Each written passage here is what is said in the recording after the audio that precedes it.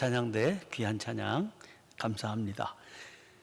우리 교회 청년부 9개 단기 선교가 오늘부터 시작이 됩니다. 선교팀은 인솔자를 포함해서 총 17명으로 구성되었습니다. 3부 예배 시간에 파송식을 가진 후에 오후 3시에 인천공항으로 출발해서 오는 21일 새벽에 귀국할 예정입니다. 우리가 캄보디아만 향해서 간지 금년으로 12년째가 됩니다. 해마다 각 지역 어린이들을 위한 프로그램을 중심으로 진행했는데 올해는 특별한 프로그램을 추가로 준비했습니다. CM립 감리교회에서 두 나라의 청년들이 연합 집회를 열기로 한 겁니다. 그래서 CM립 시내 그리고 그 근교에 거주하는 캄보디아 청년들이 한 70명에서 100명 정도 참석해서 18일, 19일, 1박 2일 동안 진행됩니다.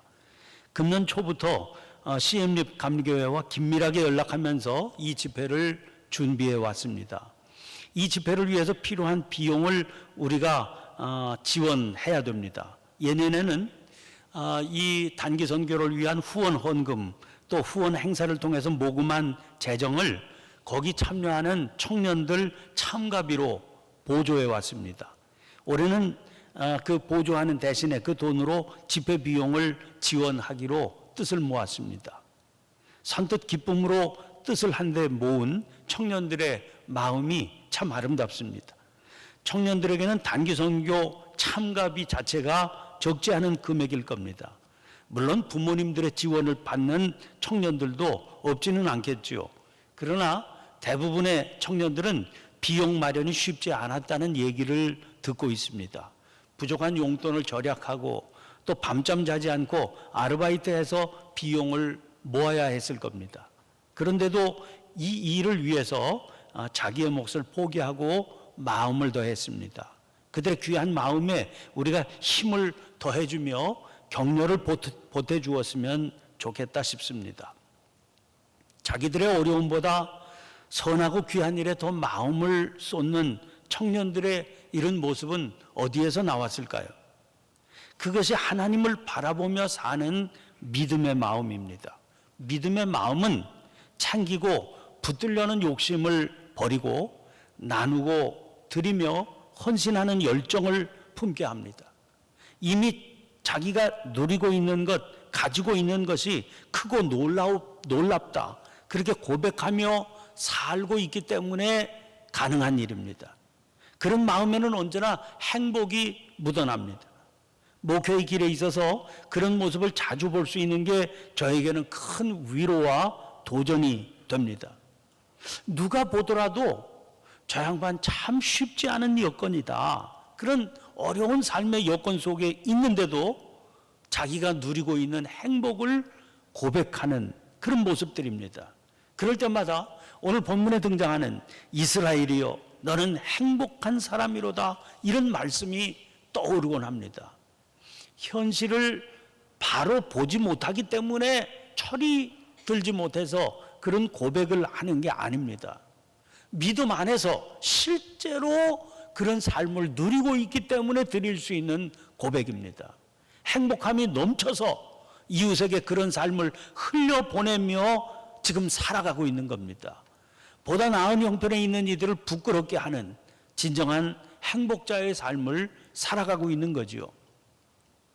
이 세상 어느 누구도 행복한 삶을 원하지 않는 사람은 없습니다. 행복한 삶을 추구하지 않는 사람도 없습니다. 그런 삶을 누리고 싶다고 몸부림치면서 살아가고 있는 것 아니겠습니까? 그런데 문제는 그 행복이 도대체 어디에 있느냐 하는 게 아니겠습니까? 어느 나라 임금님이 몹쓸 병에 걸렸습니다. 용하다고 이름난 숱한 의원들이 동원되어서 아무리 진찰을 해봐도 원인을 알 수가 없었습니다. 그런 증세에 좋다는 약 다 구해서 써봤겠지요. 도무지 효험을 보지를 못하는 겁니다. 그러던 차에 깊은 산에서 수도를 닦은 결과 무슨 병이라도 고칠 수 있게 됐다. 그런 의원이 있다. 그래서 그 의원을 찾을 수가 있었습니다. 소문 듣자마자 당장 그분을 모셔왔죠. 그 의원이 임금님을 진찰했습니다. 그러더니 이렇게 말하는 겁니다. 임금님 병에는 약이 한 가지밖에 없습니다. 자기가 참으로 행복하다 그렇게 생각하는 사람 찾아서 그 내복 입혀드리면 낫게 되실 겁니다. 처방은 받았는데 생각지도 못한 다른 문제가 생긴 겁니다. 그것은 자기가 참으로 행복하다 그렇게 믿고 살아가는 그 사람 찾아내는 일이지요. 처음에는 그까짓 거야 아무 문제도 아니겠지 이렇게 생각했어요. 그런데 시간이 흐르면 흐를수록 이게 보통 문제가 아니다 하는 사실을 알게 된 겁니다. 아니 임금님 아닙니까? 그 주변에 나름대로 성공한 인생을 산다고 할 고관 대작들, 현인들 숱하게 깔려 있지 않습니까? 아니 설마 그 중에 어떤 사람 하나 고르지 못하겠나 싶었는데 아니 그 많은 사람들 가운데 누구를 붙들고 물어보아도 자기는 아닙니다. 절레절레 고개를 흔드는 겁니다. 돈 많은 부자들 찾아도 힘센 장사들, 용맹 떨치는 용사들 다 마찬가지입니다. 온 나라를 뒤져도 자기 스스로 나는 행복하다 그렇게 자부하고 살아가는 사람을 도무지 찾을 수가 없는 겁니다. 그러던 중에 신 한 사람이 우연히 멀리서 들려오는 노랫소리를 듣게 됐습니다. 어떤 사람이 노래를 부르는데 자기가 진짜 행복한 사람이다 이렇게 노래를 부르고 있는 거예요. 그 소리에 귀가 번쩍 뜨였죠. 급히 그곳으로 달려갔습니다. 그런데 막상 그 사람을 보게 되니까 실망스럽게 짝이 없었습니다. 왜냐하면 그 노래소리 주인공은 행색이 초락한 늙은 농부였거든요. 그래도 신하가 그에게 물었습니다. 자네 노래소리 내가 들었네. 그 노래가 자네의 진정한 마음인가? 늙은 농부가 주저하지 않고 대답하는 겁니다. 그렇고 말고요. 세상에 나만큼 행복한 사람 어디 있겠습니까? 농부의 자신만만한 대답이 끝나기도 전에 신하는 농부의 겉옷을 벗겼습니다. 내복 얻어야 되니까요. 그런데 이게 웬일이겠어요? 그 농부는 너무나 가난한 사람이라 내복조차 입고 있지를 못했다는 겁니다. 많은 사람들이 행복은 소유에서 온다고 믿고 있습니다. 돈을 더 많이 가지게 되면, 권세를 더 많이 차지하게 되면 더 행복할 것이다. 그렇게 믿고 삽니다. 더 높은 명예 차지하게 되면, 그리고 학식이 자라면 자랄수록 자기의 행복도 함께 자라갈 거다 확신하며 살아갑니다. 그래서 더 많은 소유를 위해서 힘을 다합니다. 행복하기 위해서지요. 그러나 그 길은 가도 끝이 없습니다. 결국에는 좌절하고 낙심하게 됩니다. 저희 아이들이 초등학교 다니던 오래전의 일입니다. 아이들이 하도 졸라대서 금붕어 길러본 적이 있거든요. 어항을 하나 샀습니다. 그리고 금붕어를 몇 마리 샀지요. 먹이도 또 줘야 되니까 한 봉지를 샀습니다. 저희가 전에 금붕어 길러본 적이 한 번도 없거든요. 경험이 없습니다. 근데 금붕어까지 기르면 되지. 그래서 주변에 물어볼 생각도 안 하고 어항부터 사고 물 붓고 금붕어 넣고 그리고 먹이 준 겁니다. 그저 물 자주 갈아주고 먹이 넉넉하게 주면 잘 살지 않겠나. 안이하게 생각한 겁니다. 며칠 만에 다 죽이고 말았습니다. 그 순전히 제 실수입니다. 아니 먹이를 던져주면은요, 이 금붕어들이 쫓아와서 입을 벌리고 잘도 먹는 겁니다. 주는 대로 먹어요. 얼마나 그 모습이 귀엽고 재미있는지 그저 앉아가지고 주고 또 주고 그랬습니다. 근데 이거 웬일입니까?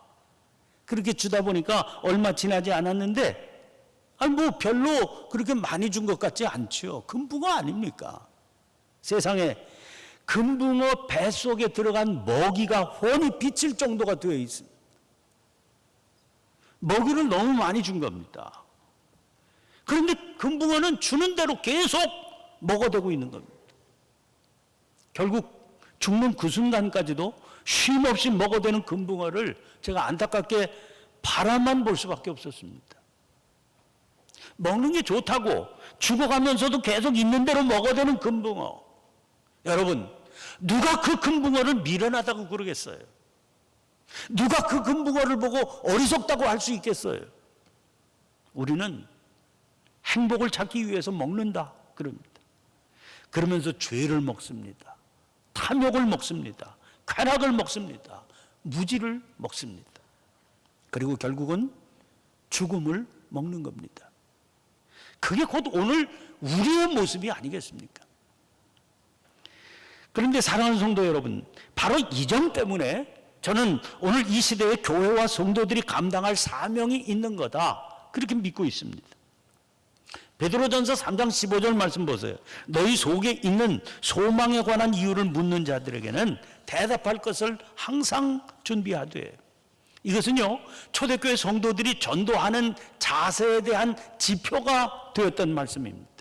우리가 아는 대로 초대교회는 오늘날처럼 어디 나가서 자유롭게 전도할 수 있는 그런 시대가 아니었습니다. 왜요? 예수 믿는 게 알려지면 여지없이 끌려가서 성당에 이슬로 사라지게 되는 판인데 어떻게 날 봐라 싶고 공공연하게 전도할 수 있었겠어요? 또 그런 형편인데 누가 나 예수 믿겠다 그렇게 나설 사람이 있었겠습니까? 그런데 실제로는 어떻습니까? 현실에서는 어떻게 나타났습니까? 성도들의 수가 줄어들고 교회가 문 닫는 게 아니라 자꾸만 늘어가는 겁니다. 세상에 어떻게 그럴 수 있을까요? 그 비결이 바로 이 말씀 안에 숨어 있는 겁니다. 누구든지 행복한 삶을 위해서 애쓰며 살아가고 있었다 하는 점에서 당시도 우리 시대와 다르지 않습니다. 그리고 마찬가지, 우리 시대와 마찬가지의 공허함이 그 시대 사람들 안에도 있었던 겁니다. 행복한 삶을 위해서 애를 쓰면 쓸수록 이건 아닌데, 그런 마음이 그들 안에 있었다는 거지요. 그런데 자기들 주변에서 무언가 다른 사람들을 발견하게 됩니다. 그 사람들 얼굴에는 숨길 수 없는 행복함이 가득하거든요. 그들의 표정에서는 어떤 사람들에게서도 보지 못한 비밀한 기쁨이 배어나오고 있었거든요. 그래서 사람들은 궁금증을 견디지 못해서 묻게 되는 겁니다. 여보시오, 도대체 당신은 뭐가 그렇게 행복해서 그런 모습으로 살아가고 있는 거예요? 사도 베드로의 충고는 바로 이런 질문 받게 되면 주저하거나 지체하지 말고 마음속에 준비하고 있던 우리들의 소망에 대해서 전해주라는 겁니다. 묻는 사람이 있으면 그렇게 하라는 거예요. 그렇게 전하면 사람들은 예수 믿는 일이 생명을 걸어야 될 정도로 위험한 일이다, 이걸 뻔히 알면서도 주님 앞으로 나오는 겁니다. 성도들이 누리고 있는 행복의 진실, 감출 수 없는 그걸 알게 되면 알면서도 스스로 그 길로 들어서는 거죠. 이게 바로 초대교회의 전도였던 겁니다. 뭘 알 수 있습니까? 먹을 거 제대로 먹지 못하며 살아도 나는 행복한 사람입니다, 이런 고백이 있어야 그게 믿음의 사람이라는 겁니다. 입을 거 제대로 입지 못하고 살아도 그런 고백할 수 있어야 진정한 성도라는 겁니다. 그러면 우리들이 누리는 행복은 어디에서 흘러나오는 것이기 때문에 그렇게 고백할 수 있는 거겠습니까? 말할 것도 없이 그 행복의 근거는 우리가 주님의 은혜로 죄사함을 받았다고 하는 사실에 있는 겁니다. 성경은 우리들의 모든 불행, 행복하지 못한 삶의 모습은 하나님 곁을 떠났기 때문이다, 그렇게 가르쳐주고 있습니다. 누가복음 15장을 보면 유명한 탕자의 비유가 있지요.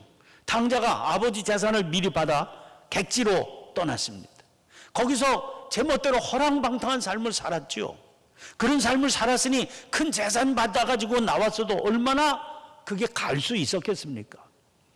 결국 얼마 가지 않아서 가지고 있던 것 다 탕진하고 말았습니다. 게다가 엎친 데 덮친 격으로 기근까지 겹쳤지요. 굶어 죽게 될 지경에 이르렀습니다. 돼지 우리 속에 들어갔어요. 돼지가 먹는 열매를 얻어먹으면서 짐승 같은 삶을 살았습니다. 그렇지만 얼마 못 되어서 그것마저도 주는 사람이 없게 되고 말았습니다.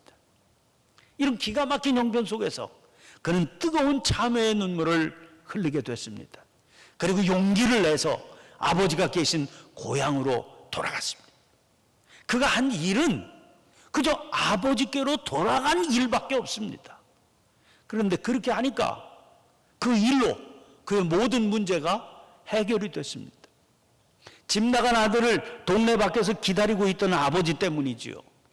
아버지는 멀리서 자기 아들이 오는 것을 보고 그에게 달려갔습니다. 돌아온 이 아들을 품에 안아주었습니다. 집 안으로 데리고 들어가서 옷을 갈아입혀주고 신발을 신겨주었습니다. 그리고 살찐 송아지를 잡아 큰 잔치를 열었습니다. 인생의 바닥에까지 내려갔던 이 아들은 이제 나는 정말로 행복한 사람이다, 당당히 외칠 수 있게 됐던 거죠. 우리가 잘 아는 이 말씀 생각할 때 우리들이 분명히 알아야 될 일이 있습니다. 그것은 탕자의 비극은 재산을 탕진해버려서 짐승 같은 삶을 살게 된 그때 비극이 시작된 게 아니라고 하는 겁니다. 시작은요, 아버지 곁을 떠났던 그 순간부터였습니다. 만에 하나 그가 재산 탕진하지 않았다, 그렇게 생각해 보세요. 아니, 오히려 더 큰 재산을 손에 잡게 됐다, 그러면 어땠을까요? 그렇다고 그의 비극이 달라지지는 않습니다. 아버지와 함께 있지 않는 한 그는 전혀 행복한 사람일 수가 없는 겁니다. 오늘 교동문으로 정해 읽은 시편이 시편 32편입니다. 거기 교동문 이전에 실려있던 1절부터 4절까지 말씀에서 시인이 이렇게 노래하고 있어요. 허물의 사함을 받고 자신의 죄가 가려진 자는 복이 있도다.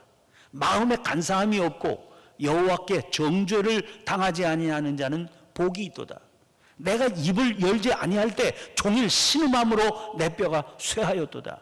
주의 손이 주야로 나를 누르시오니 내 진액이 빠져서 여름 가뭄에 마름같이 되었나이다. 입을 열지 아니할 때, 이거는요, 죄를 입술 벌려서 고백하지 않고, 그 말은 자기가 죄인이라고 하는 사실을 인정하지 않고 마음속에 담고 있을 때, 그때를 말합니다. 그때에는 마음속에 품고 있는 그 죄 때문에 주님의 손이 주야로 자기를 누르고 있는 상태였다는 거예요. 그 때문에 진액이 다 빠져버렸습니다. 어느 정도로요? 여름 가뭄에 마름같이 되었다는 거예요.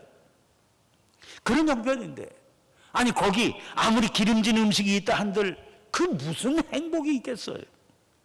그런 형편에, 아니 그가 고대광실 큰 집에 들어가서 머물러 산들 무슨 기쁨이 있겠습니까? 그러므로 그건 진정한 행복이 아닌 겁니다. 남들이 보기에만 행복해 보이는 위장된 행복, 거짓된 행복일 뿐이지요. 만약 그가 그런 자기의 삶을 스스로 행복하다, 그렇게 굳게 여기고 살아간다면 사실은 그것은 자기 자신을 속이는 기만적인 행복일 뿐입니다. 그러나 믿음의 사람들이 누리는 행복은 그런 신기루와 같은 행복이 아닌 겁니다. 베드로 사도는 솔로몬 행각에 모인 사람들 앞에서 이렇게 설교했습니다. 사도행전 3장 19절입니다. 그러므로 너희가 회개하고 돌이켜 너희 죄 없이 함을 받으라. 이같이 하면 새롭게 되는 날이 주 앞으로부터 이를 것이요. 여기 새롭게 되는 날이라고 그랬는데 옛날 우리가 사용하던 개역 성경을 보면 유쾌하게 되는 날, 이렇게 옮기고 있습니다. 내 죄가 사함받았다고 하는 확신에서부터 시작되는 삶의 유쾌함, 그것은 결코 위장된 행복일 수 없습니다. 그 누구도 빼앗아갈 수 없는 진정한 행복이기 때문이지요. 그러므로 그런 어떤 형편 속에서도 나는 행복한 사람이다, 그렇게 고백할 수 있게 되는 겁니다. 그러나 하나님 안에서 누리는 행복은 여기서 그치지 않습니다. 하나님은 죄를 사하여 구원의 기쁨을 얻게 하실 뿐만 아니라 그렇게 한 그를 당신의 품 안에 거하게 하십니다. 이게 그의 행복입니다. 시편 2편 12절에 여호와께 피하는 모든 사람은 다 복이 있도다, 그렇게 노래하고 있어요. 시편 65편 4절도 보세요. 주께서 택하시고 가까이 오게 하사 주의 뜰에 살게 하신 사람은 복이 있나이다. 우리가 주의 집 곧 주의 성전의 아름다움으로 만족하리이다. 아버지 품 안에서 자녀된 성도들은 그들의 삶을 친히 인도하시는 하나님의 음성을 듣게 되는 겁니다. 오늘 우리가 함께 불렀던 찬송이 449장 아닙니까? 그 찬송 가사 주목해 보세요. 주를 의지하며 순종하는 자를 주가 늘 함께 하시리라. 의지하고 순종하는 길은 예수 안에 즐겁고 복된 길이로다. 우리 교회 모든 성도들은 이 찬송을 믿음으로 부를 수 있게 되시기를 축원합니다. 이 찬송을 진심으로 부를 수 있는 사람, 건성이 아니라 믿음으로 부를 수 있는 성도라면 어떻게 행복하지 않을 수 있겠습니까? 하나님의 인도하심을 따라 살아가는 성도들, 그들은 가난하고 억눌리는 삶 속에서도 긍휼과 청결과 화평이 충만한 삶을 살아갑니다. 그래서 그들은 행복한 사람입니다. 의를 위하여 이 더러움 가득한 세상에서 핍박을 받을 수 있다면 핍박 속에 있을지언정 어찌 행복한 사람이 아닐 수 있겠습니까? 또 야고보서 1장 12절 말씀도 보시기를 바랍니다.